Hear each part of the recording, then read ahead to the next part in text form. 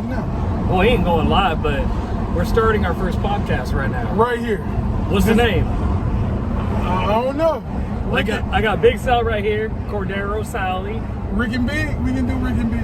Rick Larkin, Rick and Big. It's gonna be like Robin Big. Yeah, I know. But no, we gotta come up with something else. We gotta be, I'm white chocolate. No. Look at the look on his face. He said no. Alright, so first of all, I'm Rick Larkin. This is Big Sal. And we are driving from Tacoma, Washington to Aberdeen for a comedy show. Oh yeah. I'm hosting and opening up for the Drunken Tenor, Robbie Mack, and Gabriel Rutledge. I'm gonna roll up this window, can't hear a fucking thing. And Big Sal coming to check it out. I'm coming to see what y'all about tonight, man. I love it.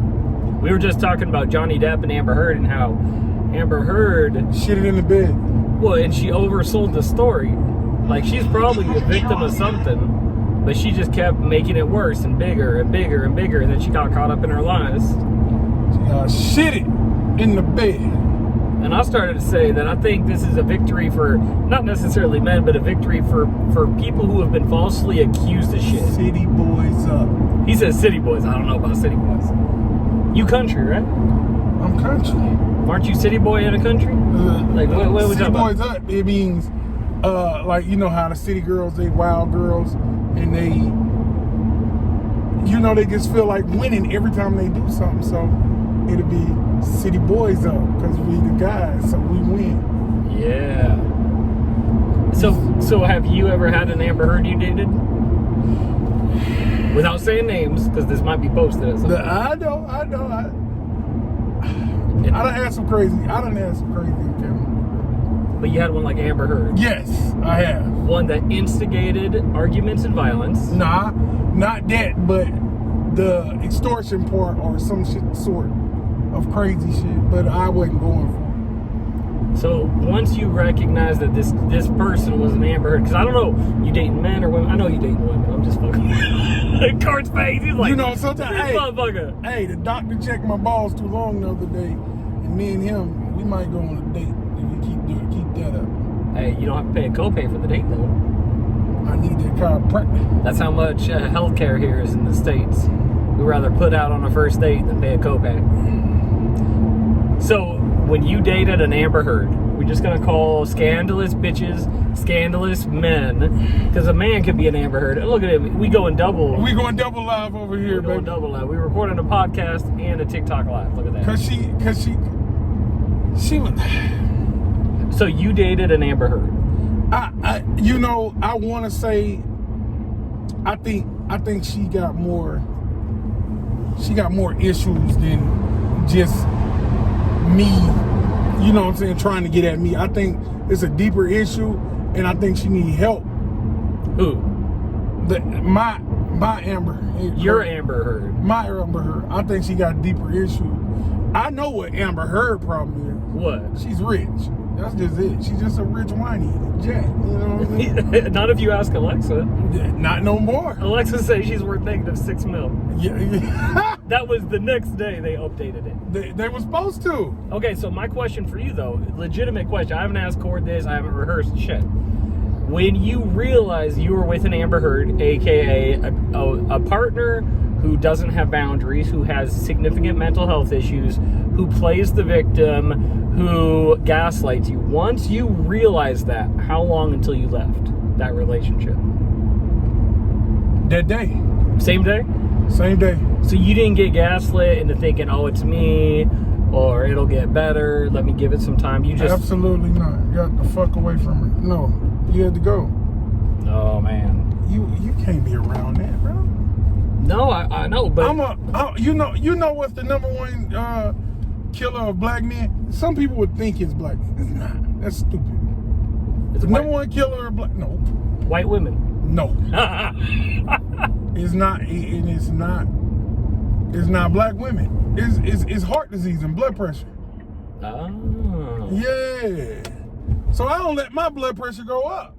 You get what I'm saying? So your internal your internal check mark is if you start feeling that hypertension over a woman, then it's time to go. It's time to G-A-T.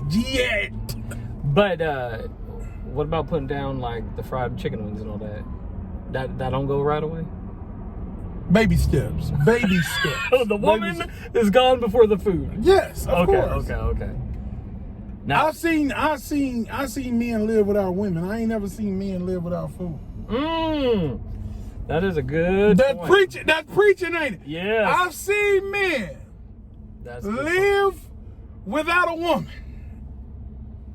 I never seen a man live without food. Yes, sir. Not one time. I left all my damn waters at the house too. I got some in the trunk. I'm gonna get Cord some of my junk in the trunk. Junk in the trunk, baby. Hey, don't worry, we're not in Capitol Hill, Seattle. We're in Tacoma. You can't say that. Why? It's June. It's Pride Month. Yeah, we got June. I recognize all sorts of sexual orientations. Don't listen to this. So now These are not the expressions of Rick Larkin comedy or Big South. This is some on the fly shit. No. Hey, so you going live? I'm recording a podcast, which I'm gonna edit later. Yeah, you can't edit this shit. You're going straight to the community. But we gave our disclaimer. And shout out to anybody who followed Rick Larkin comedy on TikTok, because I got over 1,000, so I got to go live from the comedy show tonight from the stage to TikTok. Lord. Yes, Lord. And if you don't like my jokes, you can tell me right there. You can shove it. You can wipe your kitty right there. You can pay me to shut the fuck up, and I still ain't gonna shut the fuck up. But so we're talking about having an Amber Heard. So I've had an Amber Heard. You've met my Amber Heard. The first time me and this guy met at an open mic in downtown Seattle. Okay. I was with my Amber Heard. Okay. And do y'all have any questions for Rick? I don't want. Oh Jesus! I remember we parked in the same parking lot. Do y'all have any questions for Rick? Cause we gotta get in some trouble. We taking TikTok questions apparently. Yes, we are. In the middle. Oh my God! What happened? Hell. We lost our life. Oh my God! Them people gonna be so mad. Resume. My fault. I don't know what happened. Okay, so we taking TikTok questions. What questions do you have for me and Rick? Hey, Cord was just looking at what is it? Thought Talk. Porn. I mean, Hashtag Thought Talk is what's on his history. These expressions are not the expressions of Rick Larkin comedy or Big South and FAO. None of that. We ain't doing none of that. Okay, now so I got a question for you. When you met my Amber Heard, did you think she was an Amber Heard? I didn't think. Because I ain't gonna drop no names. I'm not gonna talk about who a person is. I didn't think she did. You coming on? Okay. What's up, brother? What's up, my baby? What's going on, man? We going for the challenge? He want to do a live match right now. Okay, you guys get it. Listen. Oh shit, cops behind me. Huh? The cops behind me. They know I got a black man in the car. Oh my goodness. You gotta get over. They trying to get to somebody. Pull over to the left. Nah, I'm white. I don't have to pull over. Yeah, the hell you do. You better pull over to the left. To the left. No, I'm getting out the way. Don't talk to my man like that. Don't talk to my man like that. Get him, DJ Khaled. Another one. Another two. DJ Khaled. Hey, whoever wins, the loser gotta put. We the best music. Hey, whoever lose, the loser gotta pull a shirt up and scare the people with pacemakers that's watching us. This guy, he gonna give people a cardiac arrest. We send them the cardiac arrest. You got to pull your shirt up if we lose. Listen, you're a cool guy. I will follow you. You got to follow us. Where you from, bro? From Michigan. You from? Oh my God. From Michigan. Michigan. Wait a minute. Big state. He can't. Show me your old face. I'm a Buckeye fan, baby. He gonna show you his old face. But yeah, you gotta put. I see that, man.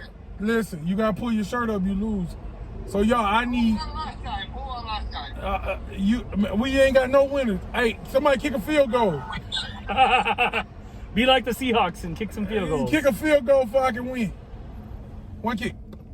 Yeah, or you could be like Carolina Panthers And lose. Safety. You can lose everything. Look at this. There you go. Look, he turned to the side. Driving live. Driving live, baby. Me and the Rickster. Hey, so what's your name, bro? Kamir. Paris. All right. Kamir's. Hey, come here. Have you ever dated an Amber? Yeah. Have you ever dated an Amber Heard? Fuck that bitch. No. Oh my God. No, not Amber Heard. Have you dated a woman that has the same personality as Amber Heard? Have you dated a crazy one? A crazy bitch.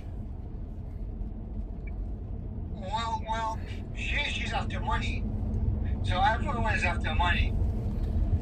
Oh, so she was after money. Okay. Have you ever dated a woman after money? I wouldn't be mad if I did a woman after money. He said he wouldn't be a Okay. man. Okay. So once you realized that she was after money, how long before you got rid of her? How many days, minutes, hours? We'll take me a day or two, honestly. We'll take me a day or two. You gotta weigh out and you see if it's real or not, right? Yeah, you gotta wait. You gotta wait first. When you gotta do what you gotta do, you know what? Then let it go. Well, let me ask you this. What's the most you ever paid for that thing? No, I don't pay for it, man. Oh God! What the- I tried to buy a lap dance in Canada and I had to flip coins at the bitch. I had to say 8 3 times. You guys been to Canada? Where you guys living? We live in Washington State. We close to Canada. We can get on. I got my passport in the back seat. I'm here 40 minutes. Windsor. Yeah. Oh, so you could drive through the tunnel and end up right through Detroit. Yeah. Yeah, we like 2 hours and 40 minutes. What the hell just happened? What the fuck? Dangerous acts. Driving, maybe. I ain't driving. But it probably saw me driving. What the hell is the dangerous act? You can appeal that shit, maybe. Dude, my man just got suspended on TikTok. The court's like, what the fuck? That's the last time you go. Amateur stunts, risky behavior. Probably driving, I bet. Yeah. I was gonna go live on my way to get you, then I was like, they're probably gonna say something about driving. Now, Amir, if you watch this, Cord just got suspended. Out of nowhere. They hate me, bro. They hate me. I just seen a whole man with a woman private part on Facebook and they didn't do nothing. But that's because it's Pride Month. Right? it's June. Yeah, it's June. There you go. It's June, Pride Month. June. Don't say the you can't. Oh my lord. They sensitive. Them people? June, the June people. Hey, we're gonna talk about us people, us comics. Yes. Comics, trying to make shit funny in 2022. It's tough. I just got oh my God. How did I get canceled? Why don't you How did I get canceled? You better make a TikTok of that. I'm like, what the fuck? God. Canceled. So, we're driving in Tacoma and it's, Thursday, about 5 o'clock. Traffic by the military base is fucked up. I got to figure out what the hell just happened. The good thing about Tacoma, though, did you know? They're honest with you. They don't have a welcome to Tacoma sign. They got a Jesus cares about you sign. When Jesus don't, You better be up on your prayers when you go to Tacoma. You may not be making it home tonight. All he do is care. And they put a military base right by Tacoma. I wonder why. Look at the cord. Check it out, his material. He got a front pocket tee with that Rick Larkin laugh. You see it? Laugh, y'all. You see it? Put a mouthpiece right there. Yeah, so I'm branding my comedy under Laugh, y'all. That's how much cocaine he got to take. That whole pocket full. Just like that, baby. So this is our first podcast. We don't know what the fuck we're calling it. We could call it Laugh, y'all. There it is. Well, that's my what do you call it? What do you? That's your slogan. That's my brand of comedy. But Take anything and find the humor in it. Anything. So name something that you think is unfunny. Let's find the humor. Anything.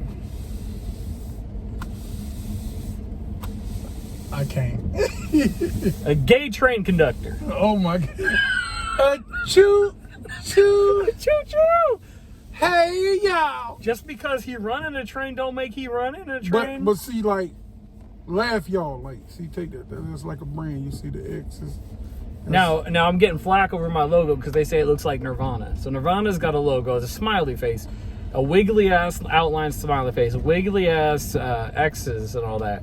Mine's different. Mine is just straight up. It's fashioned after half Nirvana, half Dazed and Confused. No, you can't say Nirvana. It don't look like Nirvana. It looked like a smile in Dazed and Confused. It looked like a smile when you Dazed and Confused. Well, it's kind of like the smile, but your eyes are like you're crying still. Yes. Like you find the joy and the pain. So like, what's it's simple. What's something that we can't make fun of? What's something we can't write a joke for in 2022? That's the question. What is something each of us got to come up with one thing we feel we cannot make a joke about in 2022? Oh, see, I'm going to try to get our podcast canceled right away. Yeah, you are. Now, I'll tell you, I started doing a joke about shootings. And I did a joke about shootings. And I found the funny in it. Because the recent shootings were at a hospital. And I'm like, what, we're not safe anywhere? And then they followed it up with a shooting at a funeral at a cemetery. Isn't that taking farm to table a little too seriously? The hole right there, though, all you gotta do is push them in. Yeah, just push them in. It's simple, right? Farm to table. You ain't even got to pay $10,000. You already paid $10,000, $5,000. That's $2,000. No. I make that joke. Does that mean I think the shootings in general are funny? No. I don't think. I mean, it's highlighting the craziness that you can't even go to a funeral without risking getting shot. Like, if there was one place on earth that I thought I would not get shot at, it would be a funeral, or a hospital, or church, or a church, or a fucking school. But I'm from South Carolina, so we are. They shooting everybody. They shoot everywhere. Hide your kids, hide your wives. They shooting everybody. They shooting everybody. So, yeah, we could definitely stay away from the canceled topics because we talk about stuff we can't make fun about. Because I'm still trying to figure out what the hell I just got canceled for. He just got canceled. I think it has to be my driving. Was it me telling him that he had pulled his shirt up? No, I think it's because you showed me operating a vehicle. Yeah. So then some kind of Chinese computer algorithm did something. Grooming behavior. So we were talking about dating an Amber, right? And you got rid, as soon as you feel your blood pressure going up, you're done. As soon as you feel like something's out of whack, you're out, right? Yeah. This guy preoccupied. I hear you. He's like, I ain't recording no fucking podcast. So now you guys get to sit in the rain. So, lead it. As a black man. Okay, I can speak to that. Yeah, you can. Black man Rick. That as a black man, you can't allow yourself to get. It costs us more to get in trouble. True. And he understand. I mean, I hope he understands. Yeah. He can never say he fully understand like he lived it. Me and you could do the exact same crime. You will get slapped on the wrist. And you have a greater propensity for long-term severe outcomes. I could do 3 years for this crime. You're gonna get a month of 6 months picking probation. up paper. Picking up paper. Which is pretty messed up. That's pretty fucked up. But then, doesn't that speak to the legal system too? Like if you take it outside of race and take it about money, if someone gets a good attorney, they can get a better deal. Yeah, but we are in a situation where our people want us to feel guilty about inheritance. A lot of y'all inherited the traits, the money, the work ethic. So you already know what you wanted to be when you was younger. I'm gonna send you to school for farming because I already got a farm. Right. So so your daddy held you down for 22 years till you got. He been selling potatoes, but now you come back. You know how to sell. You know how to grow weed. You know how to grow. You see what I'm saying? You went to agricultural and really got more stuff. You get what I'm saying? Okay. They send y'all to school for greatness. Most of us have to start from the ground up. You get what I'm saying? So you saying pay for lawyers and this and that. Most of us ain't got it. Well, that's the point, right? It's if it's a broader thing than race and it's more about economics, but there's also race is tied with economics, right? Absolutely. And the efforts, there seems to be this underlying tone or system to hold people of color down. Right? It is. What think about this? Okay, so what's a rich neighborhood up in Seattle? You got Wedgwood, Bellevue. Okay, I mean, so Bellevue's like like if you take Seattle, you go right across the bridge, it's Bellevue. You got Microsoft execs, Nintendo. You got Seahawks players. I mean, you know, it's affluent. So you got so you see the Bellevue, and then you said what white center? Yeah. That's the bad part. Rainier, maybe Tacoma. Yeah, down The there. whole thing in Tacoma. No, I'm just joking. Yeah, Tacoma fucked up. Okay, so you take Bellevue. Okay, so you take Bellevue over there, and then you take the Hill. Is anybody robbing each other in Bellevue? Not too much, no. But what's happening on the Hill? Well, it's dog eat dog, right? It's dog eat dog. So they put us in a box. So you put everybody down in Compton, it's dangerous to them because they all dog eat dog. In Calabasas, it's the same black people, but they not robbing each other. So it's more about socioeconomic as Of opposed course. to skin color? Of course. And they put us in these neighborhoods where you can monitor us more. Because I worked at the dispensary, there's no different, it was more, and I'm in Washington, there's more white people coming in buying marijuana than black people. But look at the court cases. Who has the most court cases? Yeah. You think, but now I realize white people smoke weed more than black people. We don't own no weed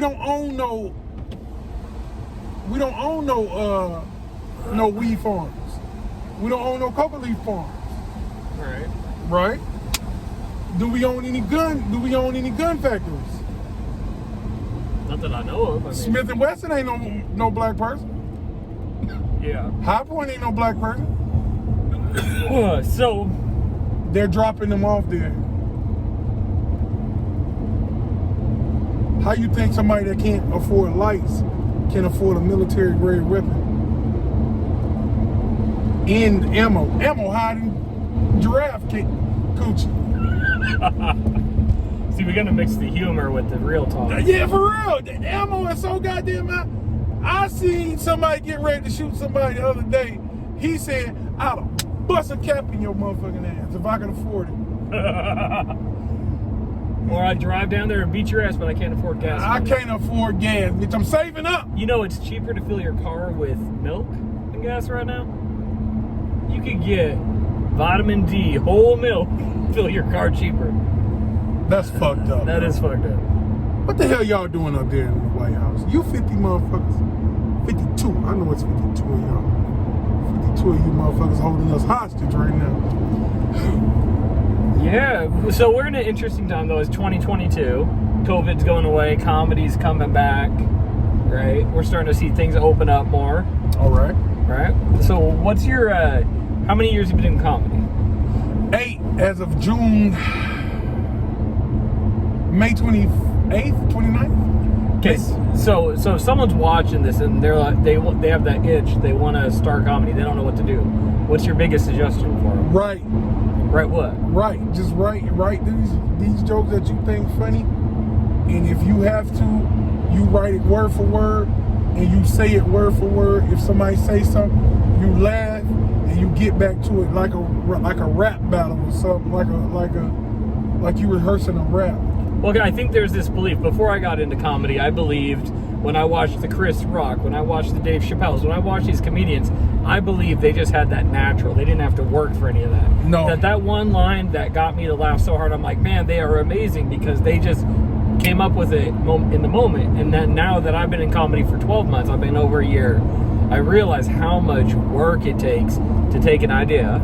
You got to see that. I got a funny idea, and in my head it's funny, but being able to say it in a way that elicits an emotional response from people. It's an art. It's an art like karate. It really is a freaking art It's to be able to do that. It is. And you got to take, it's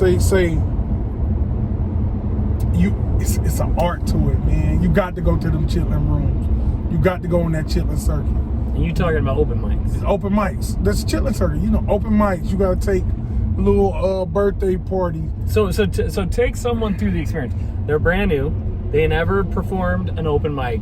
What are they going to see when they walk in? When you walk in, you're going to see a whole bunch of people sitting around. You're going to hear a whole bunch of chatter until it get ready. So you'll take well, first you got to go up to whoever's hosting the thing and get your name on the list. You can go up to a comedian and find out where the list is. Yeah, you got to open that mouth and figure out where to go. I went down to Portland the other day. I'm not above open mics still. I went down to Portland the other day. I had to find out who it was. Beautiful girl. Oh my God. What is her name? Anyway. Britney Spears.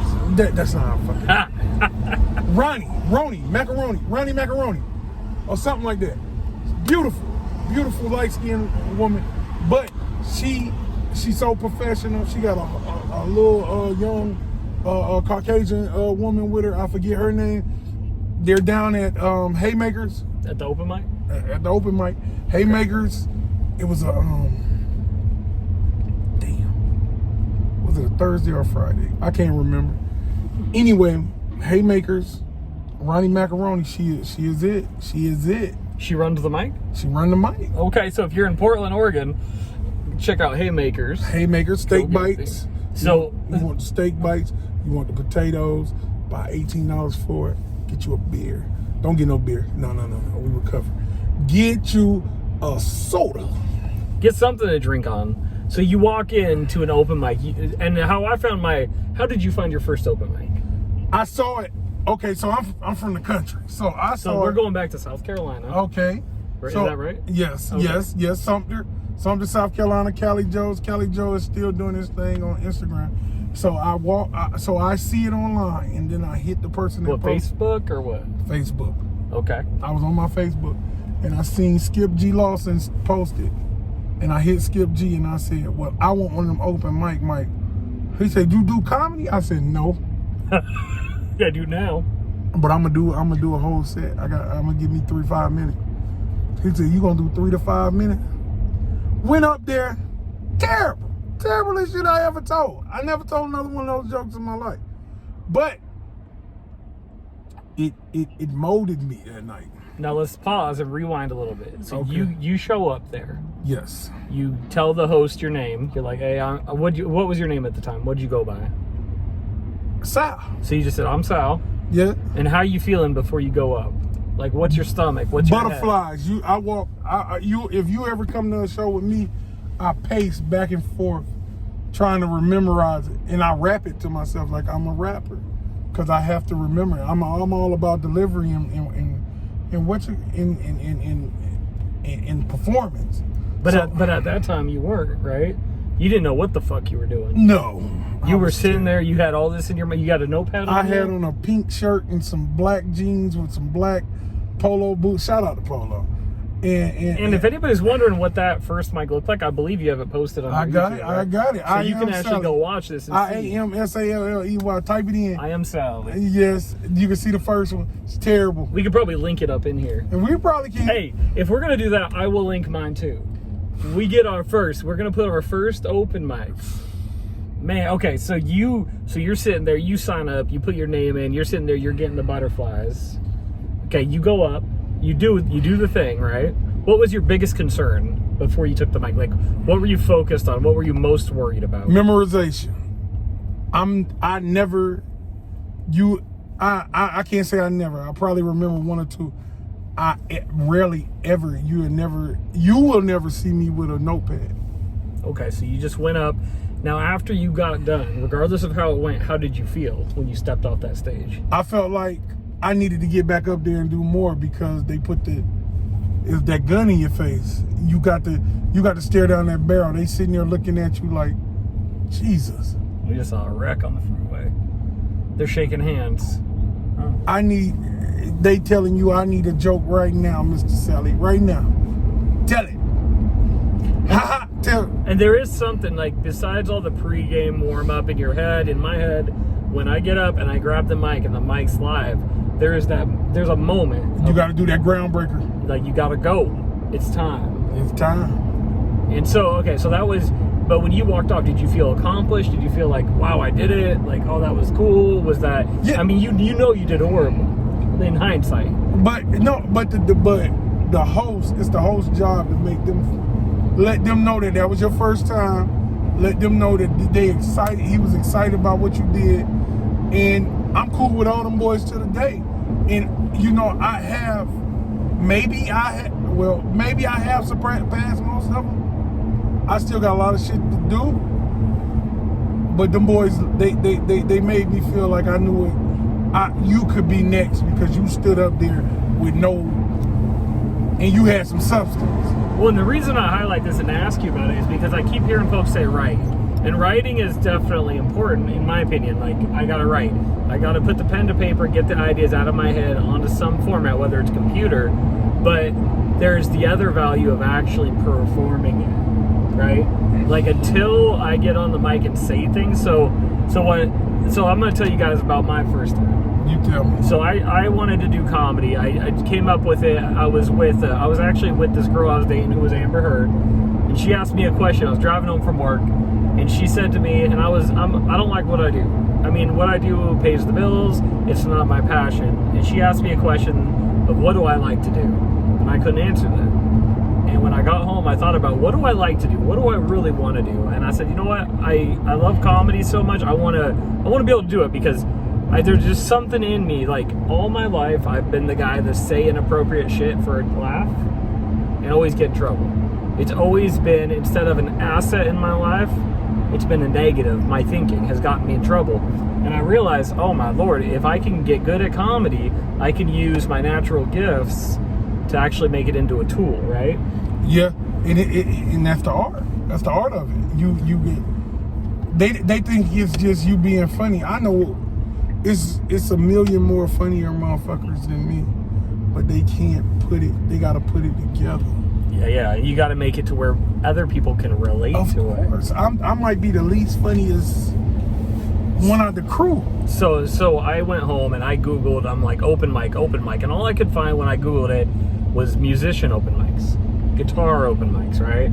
And I was looking comedy, and this is right after COVID. So I started May 2021. So COVID was just starting to let up, and I found a place named Tony V's up in Everett. I live in Everett, Washington, which is about 40 minutes north of Seattle. And shout out to Adam Tiller, Quinn Fitzgerald. There's some other people that they run it now. I went, my first open mic I showed up, there was Blaine Kiltoff and the lady that was just on my show that I hosted in Everett. It wasn't Jen. No, Kate Carlson. So anyways, so I show up, I'm nervous. I got my notepad. I walk in, and like you said, I see a bunch of people hanging out. A lot of chatter. I walked up to the sound. Feel like the Sims, don't it? You know the Sims video game? Oh, yeah. It do feel like that, don't it? Well, there's a lot of people. I'm like, and I feel out of place because I don't know any of these people. So I went up to the guy at the control board, and he's kind of short with me. Like, I went up kind of like, what are you doing here? And so I didn't feel that like welcome, but I was committed that I was gonna do it. I didn't even know if I was gonna get up. Well, you know them soundboard boys is socially awkward. That's why the fuck they in the back. Nobody don't want to talk to them. Well, this was the host. He was running the soundboard and the host. Like he was acting that. I just felt kind of like he was unfamiliar with who I am. Why am I asking questions?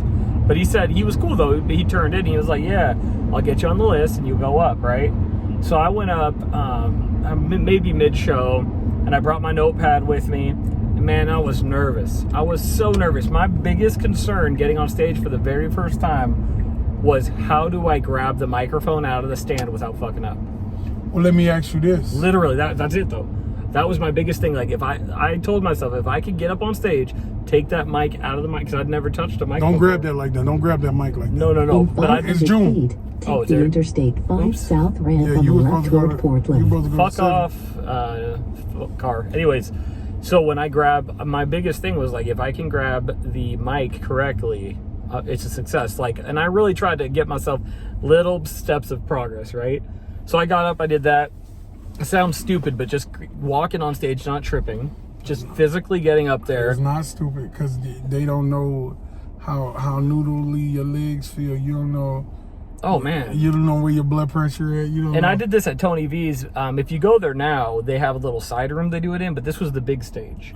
They had a big stage and a drop off to where a mosh pit or people would Look be like standing. Jared Goff in the Super Bowl. Shit, I thought it felt big time though, because I'm like, man, there's a stage. I'm getting up on a stage. So I walk up there and the light hits and I look at the crowd and what I didn't realize with stand-up comedy is if you're doing it in a situation where they have good lighting, that lighting is so bright You that don't see the crowd. it blocks out the majority of the crowd.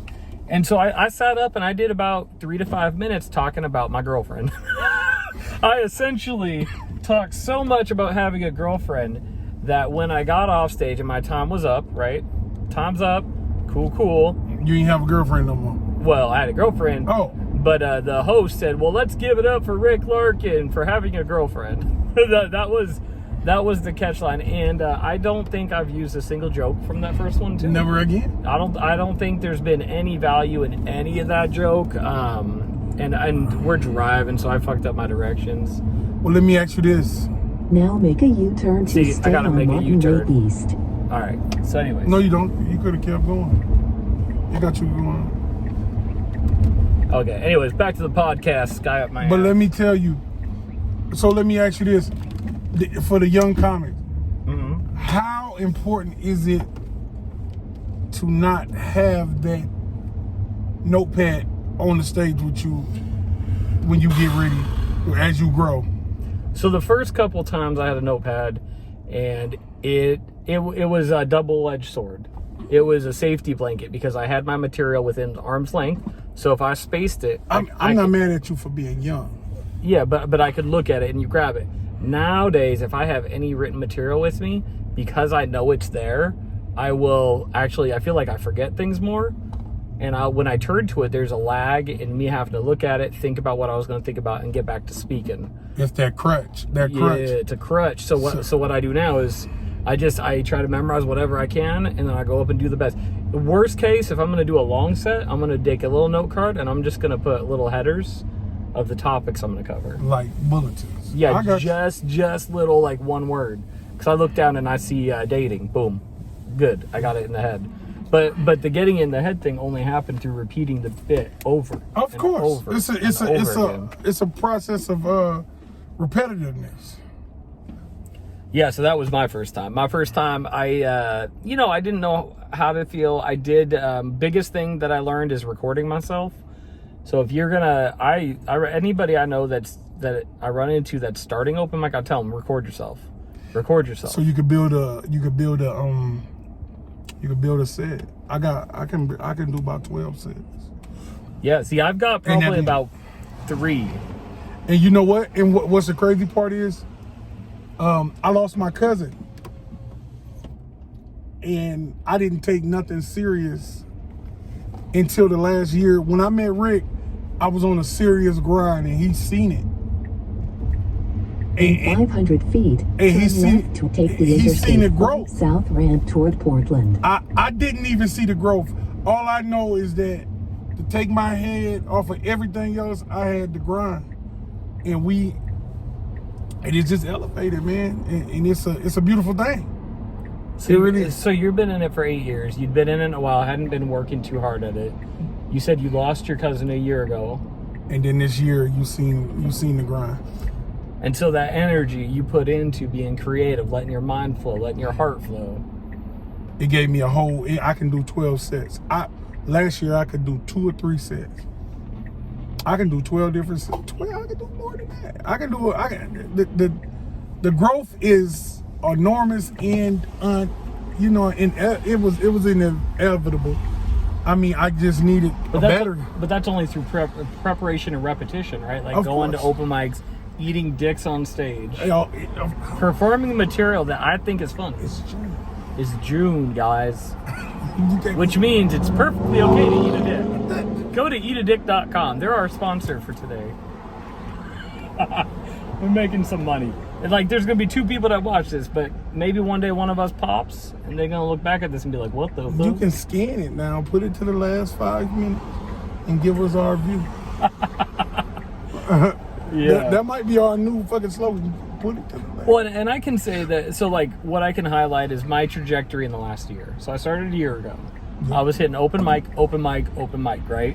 Yep. And I got into this rut Now turn of doing left to take the the Interstate same 5 open mics. This southbound. guy I met in August, I think.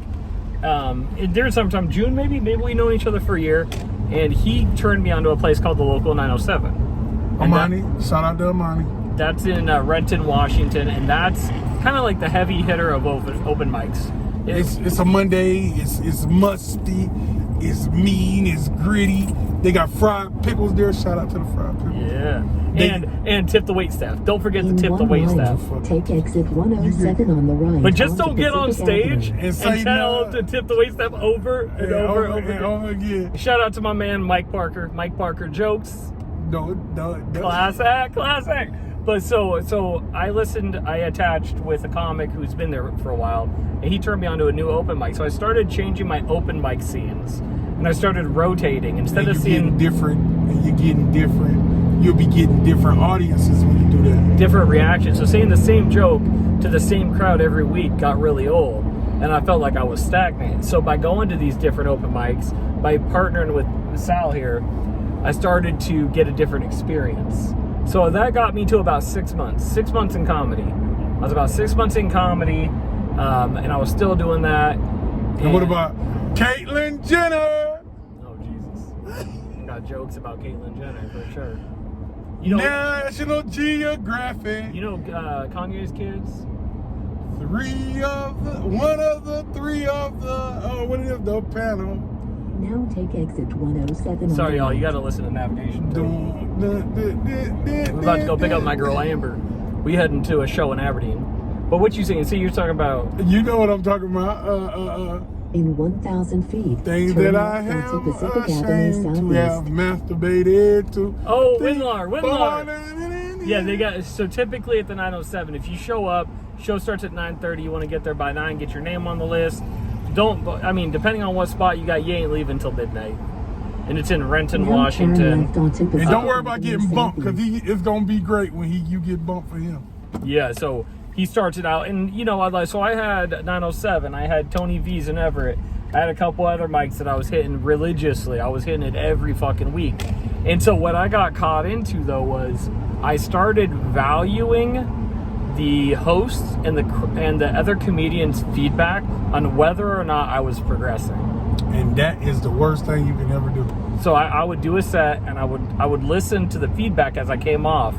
And 907, man, it's harsh. In 500 It can be feet, harsh. If turn you right onto suck, Road Southeast. you're gonna hear it. And so what I heard was that I kept hearing pretty much negativity.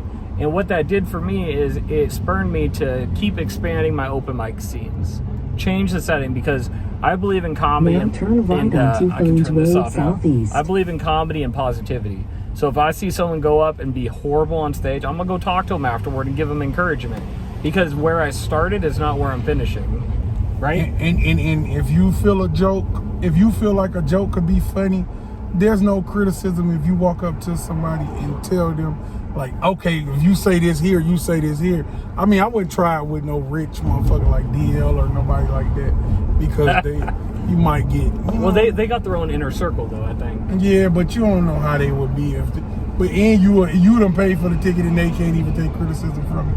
I never want to get that big. You get what I'm saying? I would like to be that big to where that's an option. Oh, no, I don't never want to be like. Now let's rewind here real quick. So we gave each of you a rundown of our first time in comedy. We got a little bit of our histories of chords, taking it easy, getting hard back into it. My first 6 months. But what was your original number one motivation for doing a comedy, for doing open mic comedy? Fame, money, what was it? Why did you want to pick up a mic, for real? I'm a competitor, and and once I seen it, and I said, I want to do this. Why? I want to try this, and I got this partner of mine, Tevin Clack. One of the greatest. If I had a little brother, that would be it. He's a competitor too, and he's a 5'7" competitor, and you know how they are. They got big trucks. They got big trucks. It's June, baby. And they tell you, you know what I'm saying, you ain't gonna do shit. And the way you see the French bulldog as Tevin, and you see the massive, you know what I'm saying, dog of me, what do you call it, bull massive? You see the little dog, and then you see the big dog, and the big dog won't do shit if the little dog don't activate it. And that's what it is. He just kept telling me I wanted to do it, to see how I could do it, if I could do it, and he made me do it. He made me stand in front of that gun and show me what the hell to do. And he would tell me, scrap that dumb shit and never do that again. So were you doing this like, one day I'm gonna get big, one day I'm gonna get bitches, one day I'm gonna get money?